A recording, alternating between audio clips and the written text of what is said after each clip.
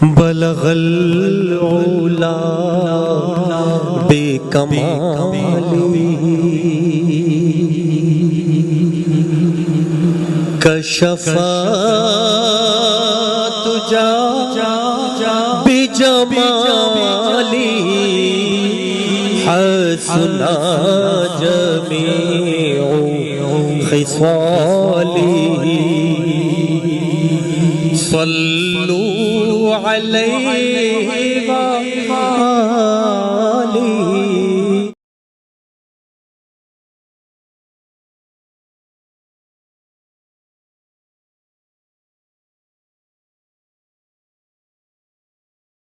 نحمدہ و نصلی علی رسولہ الکریم. بسم اللہ الرحمن الرحیم. یا ایھا الذین آمنوا اتقوا اللہ وکونوا مع الصادقین. میرے محترم دوستو بزرگوں، صحبت اور نسبت انسان کی زندگی کے اس کے بہت زبردست اثرات ہوتے ہیں. کسی اچھے انسان کی صحبت میں بیٹھے گا انسان تو اس کے اندر اچھائی پیدا ہوگی، اس کے دل کے اندر، اس کے دماغ کے اندر، اس کے لباس کے اندر، اس کے اٹھنے بیٹھنے کے اندر، ہر چیز کے اندر اس کے اثرات نظر آئیں گے. اچھے آدمی میں بیٹھے گا، نیک آدمی میں جب بیٹھے گا انسان تو اس کے دل میں بھی تبدیلی آئے گی، اس کے دماغ میں بھی، سوچ میں بھی تبدیلی آئے گی، اس کے لباس میں، اس کے بیٹھنے اٹھنے میں، اس کے چلنے پھرنے میں، ہر چیز میں تبدیلی نظر آئے گی جب وہ اچھے آدمی کی صحبت میں بیٹھے گا. اور جب انسان برے انسان کی صحبت میں بیٹھے گا تو اسی طرح اس کے دل میں، اس کے دماغ میں، اس کے چلنے میں پھرنے میں، لباس میں، ہر چیز میں اس میں تبدیلی اس کی نظر آئے گی. تو یہ خانقاہی سلسلہ ہے، یہ سارا کا سارا جو ہے نا نسبت اور صحبت کے اوپر چلتا ہے کہ اللہ والے کی صحبت ہے، پہلے نسبت ملتی ہے تو یہ ہماری ان سے نسبت ہے جو سلسلہ ہے نا. مطلب ہمارے شیخ ہیں عبدالحفیظ مکی صاحب، ان کے شیخ مولانا زکریا صاحب، ان کے شیخ مولانا خلیل سہارنپور، یہ نسبت ہے. جب ہم ان سے بیعت ہوئے تو ساری نسبت ہمیں مل گئی. آپ علیہ الصلاۃ تک یہ نسبت ہمیں حاصل ہو گئی کہ ہم ان سے بیعت ہو گئے تو ان کے یہ شیخ ہیں، ان کے وہ شیخ ہیں، ان کے وہ شیخ ہیں، اور یہ نسبت جاتی ہے حضور صلی اللہ علیہ وسلم تک. تو یہ تو مل گئی نسبت. پھر ہے صحبت. جتنا جو شیخ کی صحبت میں رہے گا، بیٹھے گا، اٹھے گا، اتنا اس کو سیکھنے کا موقع ملے گا، اتنا اس کی زندگی میں تبدیلی آئے گی.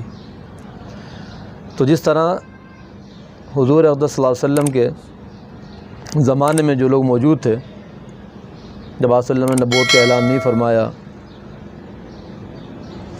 اس وقت جو لوگ موجود تھے ان کو کفار کہتے تھے، وہ کافر تھے، بتوں کی پوجا کرتے تھے، بیت اللہ میں ننگے طواف کرتے. جو ہم تاریخ سنتے رہتے ہیں اس پہ تسلیم جانے کی ضرورت نہیں ہے. مطلب کیا ان کی زندگی تھی وہ ہم اکثر تاریخی کتابوں میں، حدیث کا علماء سے سنتے رہتے ہیں کہ کیا زمانہ تھا جہالت کا. وہ کہتے ہیں دور جاہلیت تھا. وہ ہر اعتبار سے ان کا کوئی مذہب نہیں تھا، کسی شریعت پہ، کسی دین پہ، کسی پہ عمل کرنے والے نہیں تھے. ان کے اپنے رسومات تھیں، اپنے ان کے چیزیں تھیں جس پہ وہ چلتے تھے. جسے ہم کہتے ہیں کہ آپ صلی اللہ علیہ وسلم کے زمانے سے جو پہلا دور تھا اس کو کہتے ہیں دور جاہلیت تھا وہ سب کچھ. لیکن جب آپ علیہ السلام نے اعلان فرمایا نبوت کا، آپ علیہ السلام تشریف لائے اور آپ نے نبوت کا اعلان کیا، جنہوں نے آپ کی بات کو مانا، کلمہ پڑھا، تو یہ ہوگی نسبت حاصل ہو گئی. اور پھر انہوں نے حضور صلی اللہ علیہ وسلم کی صحبت اٹھائی. تو ہمارا وہ جو لوگ ہیں جن کو کہتے ہیں صحابہ، ہمارا ان کے بارے میں یہ عقیدہ ہے علماء دیوبند کا کہ انبیاء کے بعد صحابہ اکرام رضی اللہ تعالیٰ اجمعین کی جماعت ہے، اس سے بہتر جماعت نہ دنیا میں ہوئی نہ ہوگی قیامت تک. اور پھر ان صحابہ کے اندر صحابہ کے مراتب ہیں، تو بس صدیق رضی اللہ عمر رضی اللہ عنہ پہلے بعد میں چلتے ہیں تدریج، لیکن ہر ایک صحابی کے بارے.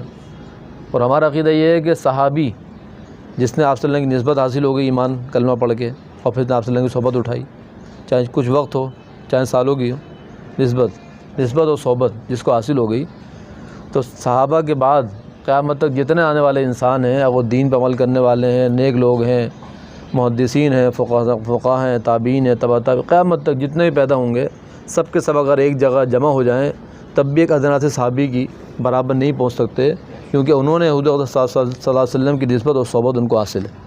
تو انہوں نے صلی اللہ علیہ وسلم کو ایمان کی حالت میں دیکھا، آپ صلی اللہ علیہ وسلم کی صحبت اختیار کی، تو قیامت تک جتنے بھی قطب ولی ابدال سب جمع ہو جائیں ایک جگہ، لیکن وہ ایک ادنا صحابی کے برابر نہیں ہو سکتے۔ یہ ہے نسبت اور یہ صحبت۔ آپ علیہ السلام نے خود فرمایا، جو جمعہ کے دن اکثر سارے ائمہ خطبے میں پڑھتے ہیں وہ حدیث، خیر القرون قرنی ثم الذین یلونہم ثم الذین یلونہم۔ آپ نے فرمایا کہ میرا زمانہ سب سے بہترین زمانہ ہے، ثم الذین یلونہم، پھر اس کے بعد جو زمانہ ہے وہ، پھر اس کے بعد جو زمانہ ہے وہ۔ تو علماء نے اس حدیث کی تفسیر میں لکھا ہے کہ زمانے سے مراد حضرت انس بن مالک رضی اللہ تعالیٰ عنہ وہ صحابی ہیں جن کا صحابہ میں سب سے آخر میں انتقال ہوا، تو ان کا انتقال ہوا 109 ہجری میں، 109 ہجری میں ان کا انتقال ہوا۔ تو اس حدیث کی تفسیر میں علماء فرماتے ہیں کہ زمانے سے مراد 100 سال ہے، گویا کہ صحابہ 100 سال آخری صحابی دنیا میں گئے، تو آپ نے فرمایا کہ میرا زمانہ سب سے بہترین زمانہ جو کہ صحابہ کا زمانہ جو ہے تو کہ 100 سال ہے۔ اس کے بعد تابعین کا زمانہ ہے وہ بھی 100 سال ہے، اس کے بعد تابعین کا زمانہ ہے وہ بھی 100 سال ہے۔ تو یہ نسبت بتائی کہ میرا زمانہ سب سے بہترین زمانہ ہے، پھر اس کے بعد جو زمانہ ہے، پھر اس کے بعد جو زمانہ ہے۔ تو یہ نسبت بتائیں، نسبت ہے یہ بھی نسبت ہے۔ آئے تشریف ہاں جی۔ تو یہ نسبت اور صحبت یہ بہت بڑی چیز ہے، اور یہ آخر تک چلے گی۔ نسبت ہے، صحبت ہے، یہ قیامت تک چلے گی اسی طرح۔ جو میں نے آیت پڑھی، یا ایھا الذین آمنوا اتقوا اللہ وکونوا مع الصادقین، اے ایمان والو اللہ سے ڈرو اور سچوں کے ساتھ رہو، مطلب سچوں کی صحبت اختیار کرو۔ اب ہم اور آپ آج کے سنتے ہیں یار اب اتنا زمانہ خراب ہو گیا، اچھے لوگ نہیں رہے۔ تو میرے محترم دوستو بزرگو، اللہ قرآن پاک میں ارشاد فرما رہے ہیں کہ سچوں کے ساتھ رہو، تو اس کا مطلب ہے قیامت تک ہے نا۔ تو ہر زمانے میں نیک لوگ، سچے لوگ، اچھے لوگ موجود رہیں گے، تبھی اللہ نے فرمایا نا، یا الذین آمنوا اتقوا اللہ وکونوا مع الصادقین، ایمان والو اللہ سے ڈرو اور سچوں کے ساتھ رہو۔ گویا کہ قرآن تو قیامت تک کے لیے قرآن ہے، جو آیات نازل ہوئی قرآن میں وہ قیامت تک کے لیے ہے نا۔ تو یہ جو حکم ہے ہمیں سچ بیٹھنے کا، یہ قیامت تک کے انسانوں کے لیے ہے۔ تو اس آیت سے معلوم ہوا کہ ہر زمانے میں نیک لوگ اور اچھے لوگ موجود رہیں گے، قیامت کی صبح تک ہر زمانے موجود رہیں گے۔ اب اللہ پاک اگر ہمارے اندر سچی طلب ہوگی تو اللہ پاک ان لوگوں کو ہم کو پہنچا دیں گے ان تک۔ تو نسبت اور صحبت اس کے بڑے اثرات ہیں۔ یہاں آنا، ہمارا بیٹھنا، یہ نسبت یہ ہے کہ بھئی ہم ذکر کی مجلس میں آئے، اللہ کی بات سنیں گے، درود شریف پڑھیں گے، دین کی بات سنیں گے تھوڑی سی، یہ نسبت ہے ہماری۔ جو میں بات بیان کروں گا، جو آپ سنیں گے، آپ نے 10 دفعہ سنی ہوئی ہوگی، آپ نے یہاں نہ بھی نہ آئے تو آپ سی ڈی کے ذریعے، موبائل کے ذریعے، آج کل آسان ہے، اس پر سن سکتے ہیں، بیانات، تلاوت سب سنتا رہتا ہے انسان، وہ فائدے سے خالی نہیں ہے۔ لیکن آپ نے خود اس کا مشاہدہ کیا ہوگا، ایک آدمی موبائل پہ گھر میں بیٹھ کے تلاوت سن رہا ہے، اور ایک آدمی مسجد میں جا کے مجمع میں بیٹھ کے تلاوت سن رہا ہے، تو اس کے اثرات الگ ہوتے ہیں۔ ایک تراویح میں جا کے نماز پڑھ رہا ہے مسجد میں، اور نماز میں قرآن سن رہا ہے بندہ، ایک بندہ گھر بیٹھ کے موبائل پہ ہیڈ فون لا کے سن رہا، تو اس کے وہ اثرات نہیں ہوں گے۔ فائدہ تو ہے اس کو، فائدہ سے خالی نہیں ہے۔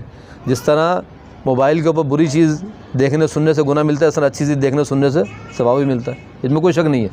لیکن میں بات کر رہا ہوں صحبت کی، کہ اگر آپ گھر میں بیٹھ کے بیانات سنتے رہیں، بہت سارے عالم جیسے مولانا طارق مل صاحب بیان کرتے ہیں، اب کتنے بیانات ہیں آپ سنیں ادھر، لیکن آپ 100 بیانات سن رہے، لیکن کہیں وہ آئے ہوئے ہوں کسی مسجد میں، یا جو ہے تبلیغ اجتماع وہاں پر ہی کہیں بھی مسجد میں کہیں آئے ہوں، آپ وہاں چلے آئیں خود، اور وہاں بیٹھ کے جو آپ سنیں گے اس کے آپ خود میں اثرات الگ ہی ہوں گے اس کے۔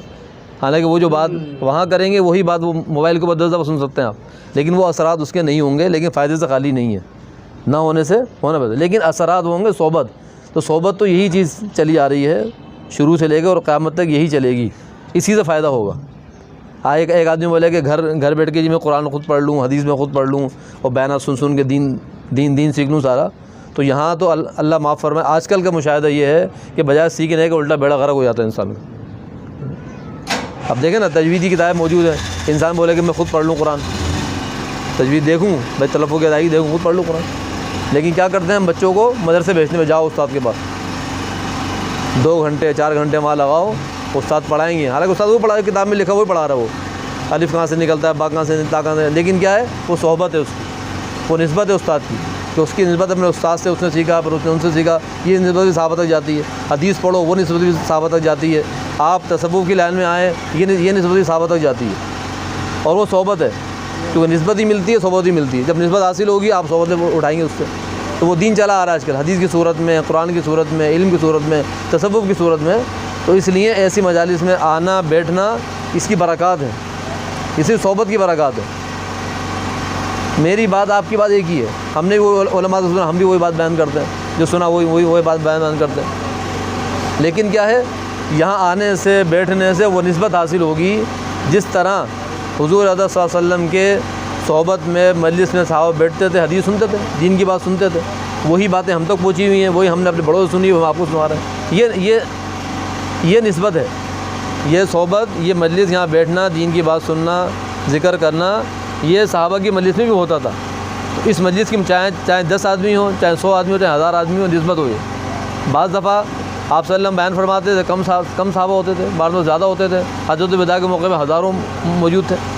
تو نسبت ہے، نسبت تو نسبت حاصل ہوگی، صحبت اس کی وجہ سے زندگی تبدیل ہوگی، بس اس کی وجہ سے زندگی تبدیل ہوگی. اب آپ دیکھیں آج کے مشاہدے میں اتنی ہم کہتے ہیں جی آج کے زمانے میں جتنی انسان نے ترقی کر لی کبھی بھی نہیں کی ہوگی جب سے دنیا بنی آج تک. جتنی ترقی آج کے زمانے میں ہے نا، اتنے زمانے میں کبھی ترقی نہیں کی انسان، ہر اعتبار سے، رہنے سہنے کے اعتبار سے، گھر بار کے اعتبار سے، کام کے ہر اعتبار سے. آپ دیکھیں جتنی ترقی انسان نے کر لی اتنی کبھی بھی نہیں کی ہوگی.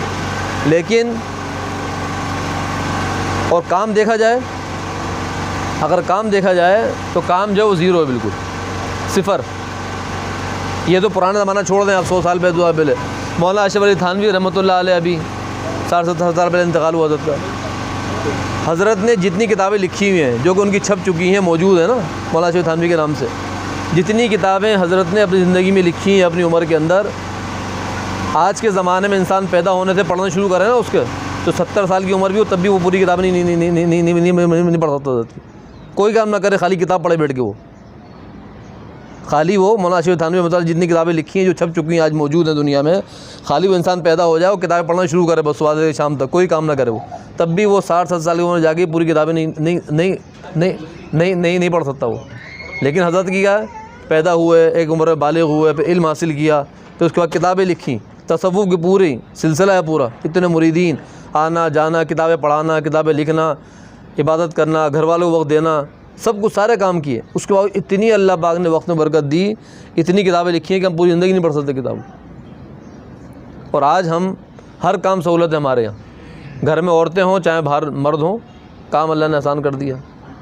کھانا پینا عورتوں کا کام، پکے پکائے مسالے، ہر چیز تیار، یہ تیار وہ تیار، سب کچھ مل رہا ہے، پھر بھی ٹائم نہیں ہے. ہم ہیں، ہمارے پاس ٹائم نہیں ہے. اتنا اللہ سواری کی سہولت، پہلے کہیں جانا ہو پیدل جا جی بندہ، پیدل جا رہا ہے بندہ، گاڑی کو سہولت، موٹر سائیکل اتنی بڑی سہولت، بیٹھو جی چلیں. جہاں گھنٹوں کا سفر تھا وہاں 10 منٹ میں پہنچ جاتے ہیں آپ. وقت بچ رہا ہے نا، لیکن جو وقت بچ رہا ہے وہ کہاں جا رہا ہے اتنا سوچے یار. یہ ہر چیز میں وقت بچ رہا ہے ہمارا، تو یہ جو وقت ہم بچا رہے ہیں یہ کہاں جا رہا ہے وقت. پھر یہ وہ جا رہا ہے فضولیات میں جا رہا ہے. انسان اس کو بھی مصروفیت سمجھتا ہے، فارغ ہے، موبائل پکڑا ہوا بیٹھا ہوا، بولا بہت مصروف ہوں، ٹائم نہیں ہے میرے پاس. مصروف، اس کو بھی مصروفیت سمجھاؤ، نہیں یہ میری مصروفیات ہے چل رہی ہیں.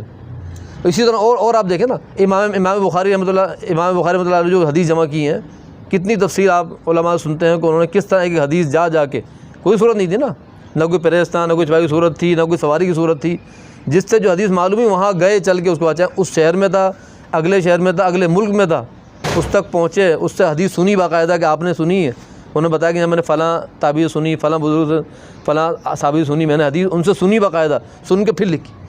امام بخاری کی کتاب میں کوئی حدیث ایسی نہیں ہے جو کہ انہوں نے ڈائریکٹ راوی سے، جو راوی اس وقت موجود تھا حیات دنیا میں، ان سے نہ سنی ہو، ایسی کوئی حدیث جمع نہیں کی. اور آج ہمارے پاس کتابیں موجود ہیں بڑی بڑی، ایک سے ایک کتاب، لیکن ہمیں پڑھنے کا ٹائم نہیں ہے. اس کے بعد علماء کے بیانات موجود ہیں، سننے کا ٹائم نہیں ہے. نسبت تو صحبت تو بہت دور کی بات ہو گئی، کہیں جانا، وقت نکالنا، پہنچنا، وہ تو الگ بات ہو گئی. لیکن جو چیزیں موجود ہیں ہمارے یہاں، ہمارے پاس اس کے لیے وقت نکالنے کا، پڑھنے کا ٹائم نہیں ہے. فرض نماز جو ہم پڑھتے ہیں، وہ بھی ہم اور آپ پڑھتے ہیں، وہ ہمارا اللہ کا معاملہ ہے، ہم کیا نماز پڑھتے ہیں. لیکن آپ دیکھیں نا کتنے واقعات آتے ہیں دن میں جی، 50 رکعتیں ہیں، 100 رکعتیں نفل، مطلب وہ تو علاوہ تہجد کے علاوہ جو نافل پڑھ جاتی ہیں ان کے علاوہ، جو فرائض ان کے علاوہ اتنا وقت تھا لوگوں کے پاس کہ 100 رکعت روزانہ نفل پڑھ لیتے تھے، 10 20 پارے پڑھ لیتے تھے روزانہ، ذکر کر لیتے تھے روزانہ اتنا. اور ہم کہتے ہیں وقت ہی نہیں ہے ہمارے پاس، وقت ہی نہیں ہے ہمارے پاس۔ ہمارے حضرت مکی صاحب رحمۃ اللہ علیہ ایک دن بیان میں فرمانے لگے کہ ایک دن میں گیا نظام الدین مرکز جو ہے دہلی میں، تبلیغ جماعت کا جو مرکز ہے، اپنی جوانی کی بتا رہا تھا، اپنی جوانی کے ٹائم کی بات نا، جب خود ہوں گا میں خیال میں حضرت کی پیدائش سے سن 46 کی، تو حضرت سہارنپور مدارس علوم میں پڑھتے تھے۔ سن 1968 میں حضرت کی فراغت ہے، 68 میں حضرت عالم بن کے فارغ ہوئے مدارس علوم سہارنپور سے، اس سے پہلے کی بات ہوگی۔ تو نظام الدین تشریف لے گئے، رات میں وہاں پر رکے، تو صبح جو حضرت جو تبلیغ جماعت کے تیسرے امیر تھے مولانا حضرت جی انعام الحسن رحمۃ اللہ علیہ، تو فجر پڑھ کے فارغ ہوئے، تو انہوں نے کہا کہ چلو میرے ساتھ چلو، چلتے ہیں آگے جانا کہیں۔ تو کہتے ہیں میں حضرت کے ساتھ، میں تھا حضرت، ہم دونوں تھے بس۔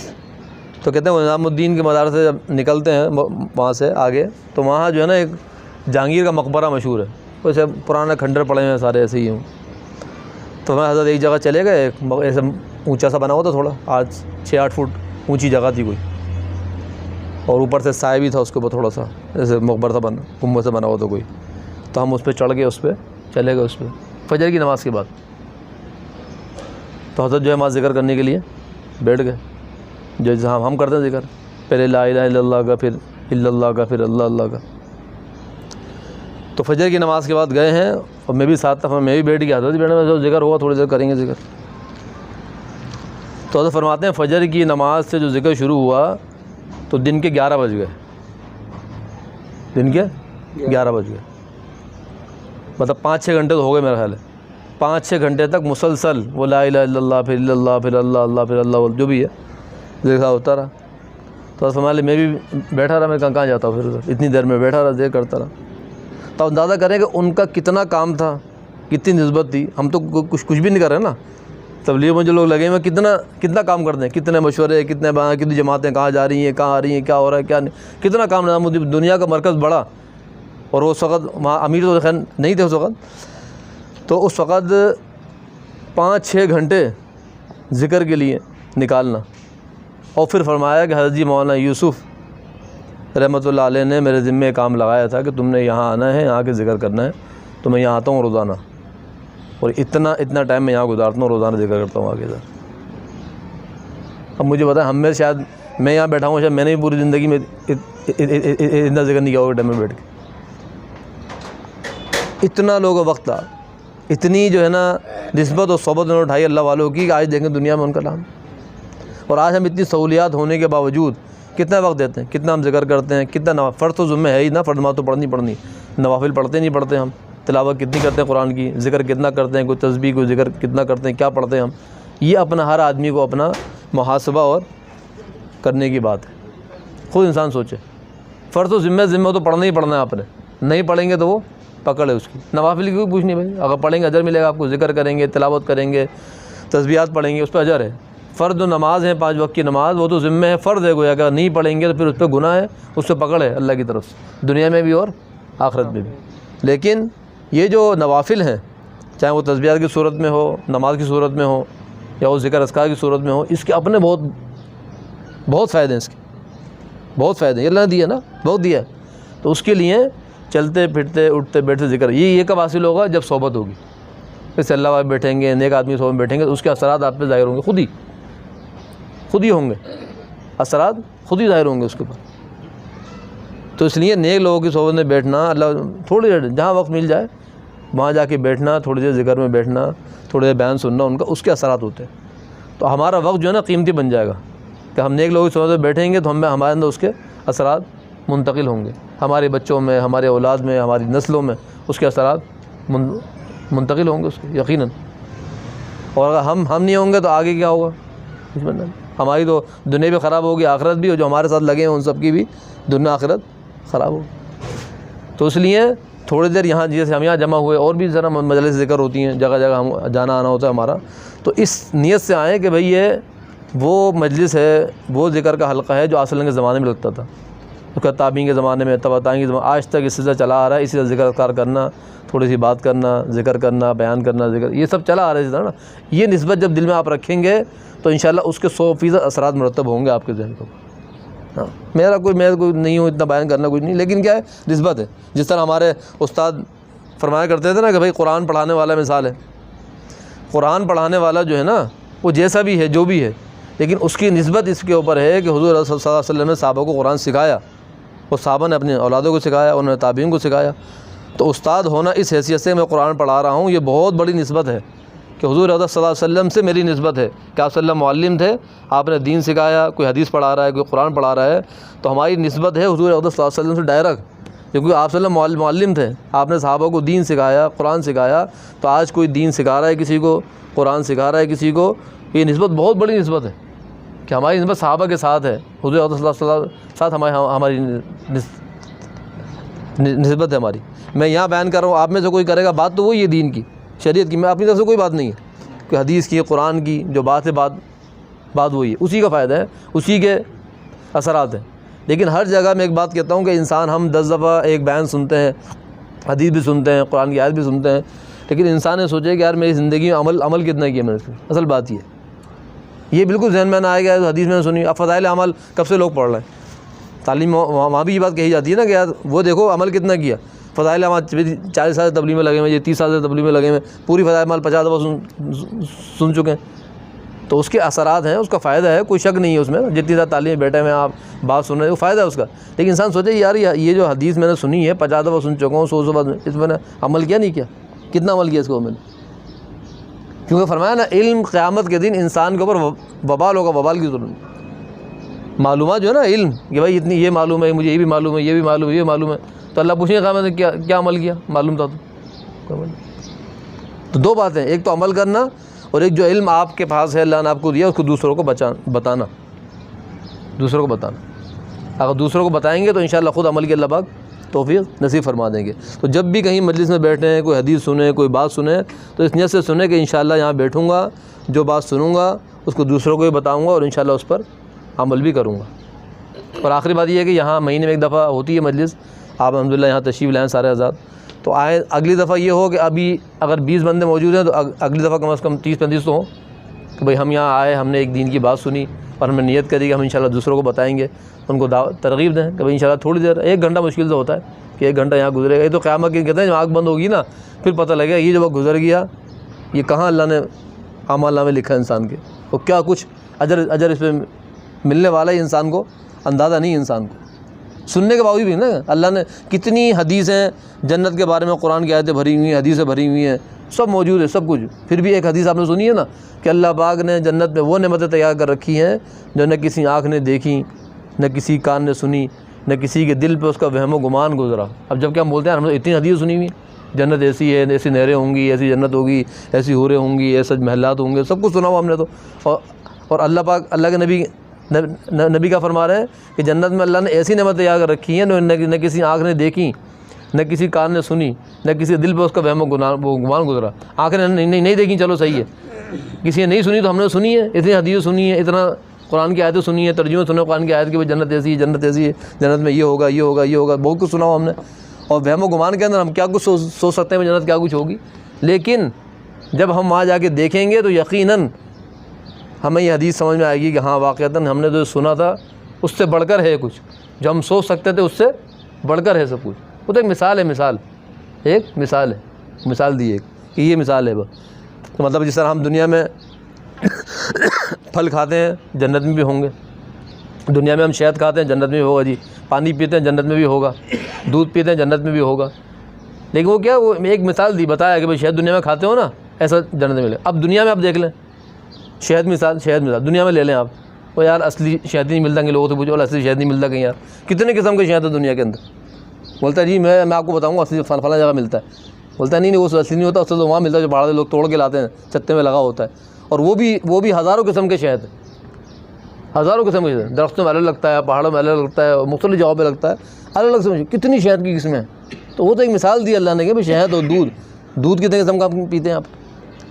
تو واقعتاً حقیقت بات یہی ہے کہ وہ تو جب آنکھ بند ہوگی تب پتہ لگے اللہ ان اعمال کے اوپر اللہ پاک کیا کچھ دے رہے ہیں ہمیں، اور یہاں آنے کی برکت سے اللہ پاک کیا کچھ ہمیں نصیب فرما رہے ہیں.